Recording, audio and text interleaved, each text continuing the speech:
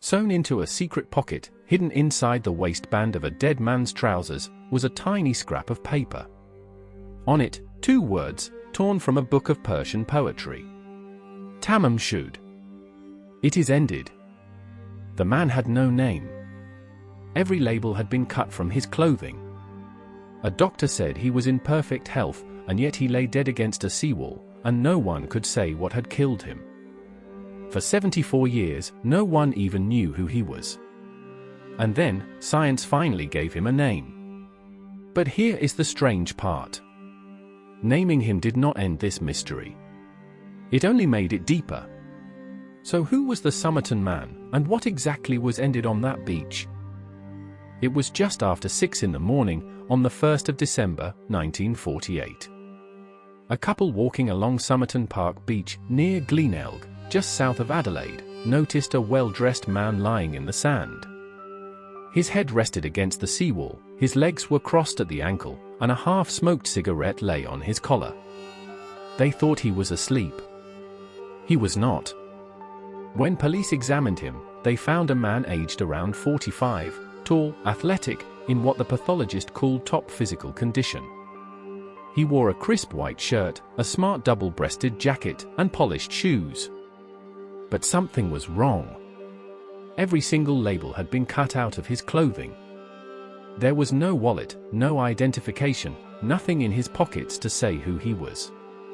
It was as if someone had gone to great lengths to make sure this man could never be named. The mystery only sharpened on the examining table. The pathologist, John Dwyer, expected to find a clear cause of death. He did not. There was no wound, no sign of a struggle. The man's last meal, a simple pasty, had been eaten a few hours before he died. And yet his organs told a violent story. His spleen was roughly 3 times its normal size. His liver was gorged with blood. His stomach and kidneys were deeply congested. To Dwyer, this pointed to one thing: poison. But when the samples were tested, no poison was found. Nothing. In 1994, a review of the case suggested the culprit may have been digitalis, a drug that can stop the heart and then fade from the body, leaving almost no trace. That, however, remains only a theory. The official cause of death has never been established. A perfectly healthy man had died, clearly not from natural causes, and science could not say how. 6 weeks later, the case cracked open, just a little.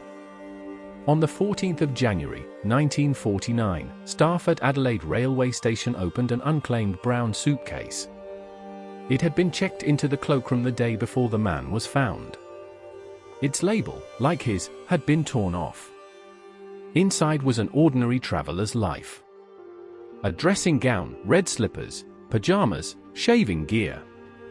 But also something odd. A set of tools. An electrician's screwdriver, a sharpened knife, a stenciling brush of the kind used by sailors. And then, the detail that tied it all together. A card of waxed orange thread, an unusual brand not sold in Australia. It was the exact same thread that had been used to repair a torn pocket in the trousers the dead man was wearing. This was his suitcase. It confirmed he was real, that he had arrived, and had planned to leave. But it gave police not a single clue to his name. But the strangest discovery had been hiding on the body all along. During a closer search of the dead man's clothing, a doctor found something almost everyone had missed. Sewn into the waistband of his trousers was a small, secret fob pocket.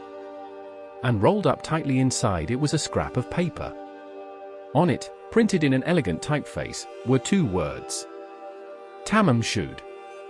It took a librarian to recognize them. They are Persian, and they come from the very last line of a famous book of poetry, the Ruh Bear of Omar Khayyam. Their meaning could not be more fitting, or more chilling. Tamam Shud means, it is ended. Someone had torn the final words from a book about living life to the full before death, and hidden them against this man's body. Was it a message? A farewell? Or simply the last thing he wanted to carry with him? Now police had a lead. Somewhere in the city was a book with its last page torn out. They made a public appeal, and it worked. A man came forward. Months earlier, he had found a rare edition of the Rue Bear lying in the back of his unlocked car, parked on Jetty Road in Glenelg, close to where the body was found. He had no idea how it got there. When police checked the final page, a piece was missing, the exact size and shape of the Tamam Shud scrap. It was the right book. But the book held two more secrets. Pressed faintly into the back cover were 5 lines of capital letters, written by hand, with the second line crossed out. To this day, no one has cracked them. Cryptographers, the Navy, and amateur code breakers have all tried. One analysis suggests the letters may not be a code at all, but the first letters of words, perhaps a poem, or a private message, that can likely never be recovered. And beneath the letters, a phone number. The number led to a young nurse who lived just 400 meters from where the body was found. In later accounts she was given the name Justin. Her real name was Jessica Thompson.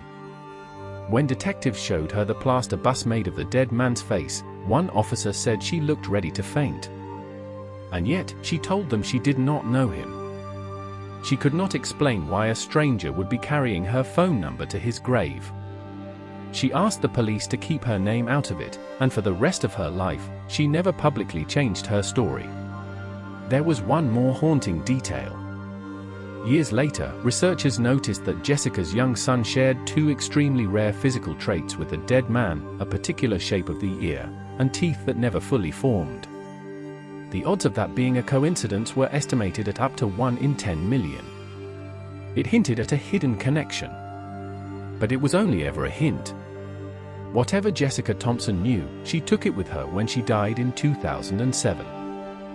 For decades, the trail went cold. Then modern science stepped in. One professor at the University of Adelaide, Derek Abbott, refused to let the case die. The only usable DNA left came from strands of hair set into that plaster bust, made 70 years earlier. In 2021, the body was finally exhumed. And in July 2022, Abbott, working with the American genealogist Colleen Fitzpatrick, announced a name. Using forensic genetic genealogy, the same technique that caught the Golden State Killer, they built a family tree of thousands of people, and traced the dead man to Carl Charles Webb, an electrical engineer and instrument maker, born in Melbourne in 1905. Webb, they found, had lost several close relatives in a few short years. He had struggled with his health, had once attempted to take his own life, and had separated from his wife. It is a plausible, deeply human story. But it is important to be precise. This identification is Abbott's conclusion. South Australia police have never officially confirmed it. And so, after 74 years, the Somerton Man may finally have a name. But look at everything that name does not answer. We still do not know how Carl Webb died. We do not know why every label was cut from his clothes, or who did it. We do not know what those 5 lines of letters mean. We do not know why a nurse who swore she had never met him kept his phone number, and nearly fainted at the sight of his face. And we do not know what he was doing on that beach, on that night, with the words "it is ended" sewn into his clothes. A name is not the same as an answer. The Somerton Man reminds us that some mysteries are not solved so much as renamed. Perhaps, one day, the code will break, and the last piece will fall into place. Until then, the case that was marked ended remains anything but. What do you think happened on Somerton Beach? Tell us below. And if this case gripped you, the story of the ghost ship Mary Celeste is waiting for you next.